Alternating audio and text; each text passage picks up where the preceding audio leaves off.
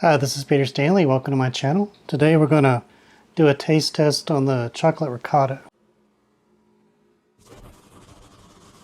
If you follow my Instagram and Facebook, you'll see that I've seen the progress on the Chocolate Rocoto grow that I'm doing. And I wanted to give the full background on this cross. It's my cross technically, but it was a unintentional cross, and I got a lot of help from the pepper community, specifically Susan Garza and Peter Merrill from Semillas La Palma. So the background on this, this was a few years ago, I was growing the two Rocoto plants, Ecuadorian red Rocoto and a pineapple Rocoto. And I had two pairs of each growing, and I got those seeds from pepperlover.com. I saved seeds on the Ecuadorian red. I sent to my friend Susan Garza, and she grew a plant from those seeds, and it produced chocolate pods, which is really cool and unexpected. It had to have been crossed with the pineapple Rocoto that I had growing at the same time. So she sent me a few of those pods, and I saved seeds, and I tried growing those seeds would be the F2. So I tried growing a couple plants out, and I didn't get chocolate. I got orange on one and yellow on the other. So it was pretty unstable. I was a little discouraged and just kind of had kind of shelved it. But I had posted pictures of the chocolate pods on Facebook, and it caught the attention of Peter Merrill, and he emailed me asking if I still had seeds from those original F1s, and I did. So I sent those to him, and he kept me updated on the progress. But he grew them out. I think he had up to 12 plants going, and he did get some of the chocolate traits on a few of those, and he got some others like a mustard, and olive, and red. So it's pretty unstable, but he grew out the chocolates another generation, maybe two, at least one more generation. And he sent me seeds, but he also sent me seeds of the olive type as well from that batch, and I've got those growing in my air garden now. So I've been growing these indoors. These are from the seeds he sent back to me, and I've been growing them indoors in the Mars Hydro tent under the SP150 light. It's done really well. I'm going to take you downstairs and show you that, and we'll be right back.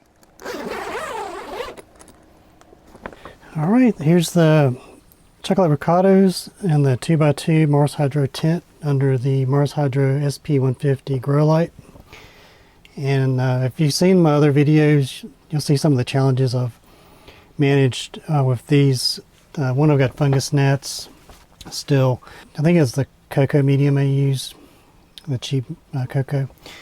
Anyway, the plants have done really well. I've bumped up the nutrient strength to 6 grams per gallon of the MegaCrop, and I've also added a little bit of CalMag.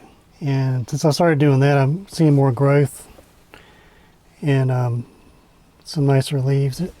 Still some issues, but overall I'm doing really well. I've got the 3 1-gallon fabric pots and getting a lot of, kind of hard to see from the leaves, but this middle plant actually never produced, well, it might have some on there by now, but and I pulled it out a few weeks ago. The middle plant didn't have any pods, but the right and left plant did. There's quite a few pods buried in here. A bunch are ripe. I actually just picked 2 off of the one on the right. So one of these I'm going to do the pod test on. These are some of the nicer sized peppers. So yeah, so they're doing really well. I'm going to move these outside when it gets warmer. I need to get some ventilation, put a fan back in here. The humidity's not bad because I'm keeping the ambient basement humidity down. So it's like 49%, but I need to get some air circulation going. That'll help these. But anyway, let's go ahead and go upstairs, and we'll cut one of these open and give it a taste. Okay, I'm back. So these are the pods that I picked. You saw in the video. These are 2 of the larger pods, and they're fully ripe. So I'm going to cut one of these open, and probably take this one here and give it a taste. And what I'm also going to do is save seeds. They should be about as isolated as they get. They've been just growing together in the tent indoors. So I want to save seeds and do a giveaway. So in the comments, put hashtag Chocolate Rocoto, and if you want to enter the giveaway, and probably do, I'm gonna let these seeds dry for a couple of weeks, and then I'll pick a winner and send some seeds. So let's go ahead and cut this open. We'll see how it looks. I also wanted to mention, I meant to earlier, this is my new cutting board. My friend Jim Keeman got this made for me. It's got my Pepperdactyl logo. He's been a great friend, and he sent this to me, and so you'll be seeing a lot of this in my podcast videos. I posted it on Facebook, but you may not have seen it, so I just wanted to tell you, thank you, Jim, for sending me this. I really appreciate it. And so yeah, let's go ahead and get started cutting this open. All right, so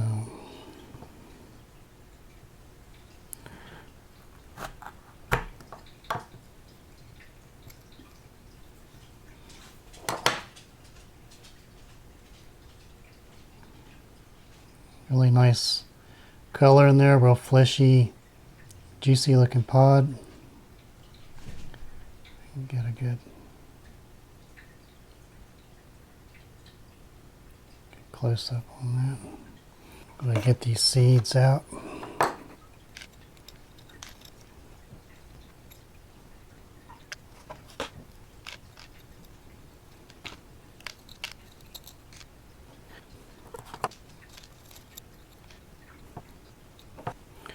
Looks good. So I'll be sending about 10 or 15 of these in the giveaway.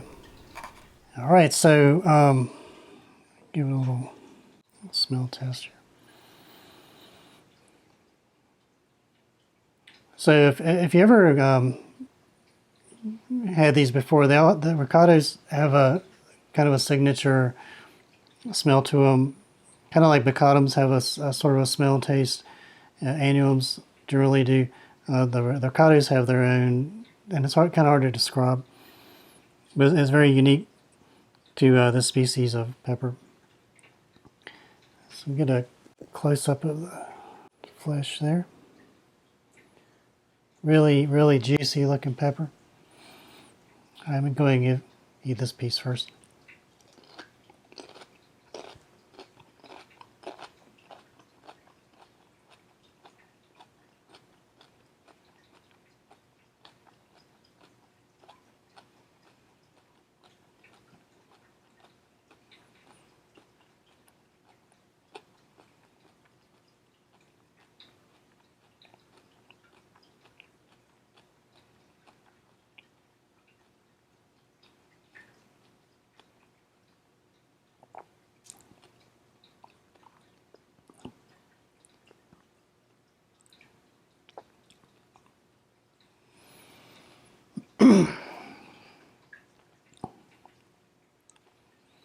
Doesn't have a real fruity flavor like some I've had.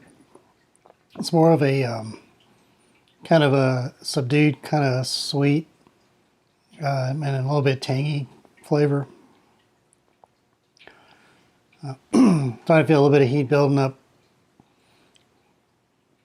The other day I sampled a pod that fell off. I think I posted a picture of it.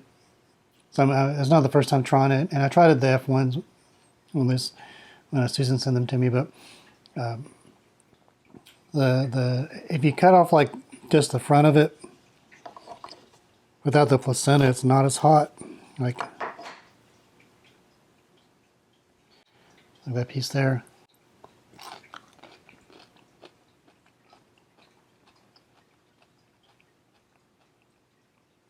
As you work your way back to the placenta, the pith, it does have more heat to it. The piece I had the other day, it got significantly hot for on the scale of Rocotos. Generally, they're not super hot, but it did have quite a bit of heat for these. Yeah, the pods are like super juicy. You can see all that.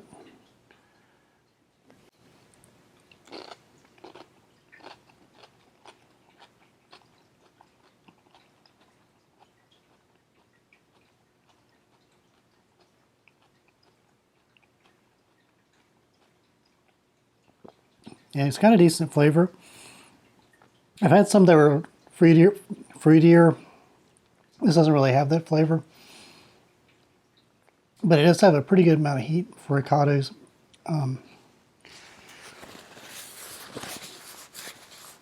When Peter Merrill sent me the seeds, he also sent me some dried powder from both the chocolate and the olive, and the powder's really good, so that's one thing you can do with these. I want to experiment with, I think the flavors would go well in like a fig jam maybe. The colors and everything go well with that too. So that may be one thing I'll try with it. So I'll probably draw some, maybe try that. Probably be really good in some salsas.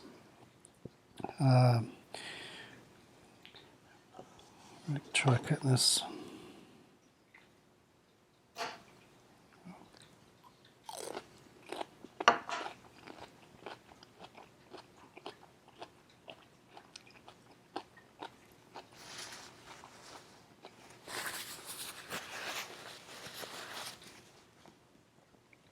Yeah, the main flavor I'm getting on these is like the sweetness. The other pod was a smaller pod, it's a little more tangy. So it's probably going to vary a little bit pod to pod, but definitely the sweetness. It looks like a pretty productive plant, puts out a lot of seeds. Of course, the avocados put out black seeds, the Capsicum pubescens, which are supposed to look like that.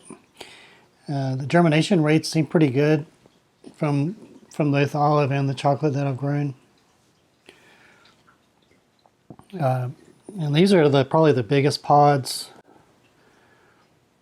The F1s weren't that big, or the ones that Susan sent to me, but there's quite a few in there this size on these plants, and a bunch a little bit smaller. So I like the bigger pods. But yeah, it's pretty cool. Have to keep it going. I'm gonna keep growing these myself. Peter Merrill, if you're watching this, thank you very much for doing the work to help stabilize this out and sending the seeds back to me. Anyway, so that's the Chocolate Rocoto cross. Be on the lookout in a couple of weeks for the giveaway video. I'll do a drawing, give some of these away. And thank you all very much for watching. Hope you like that. Please like, comment, and subscribe.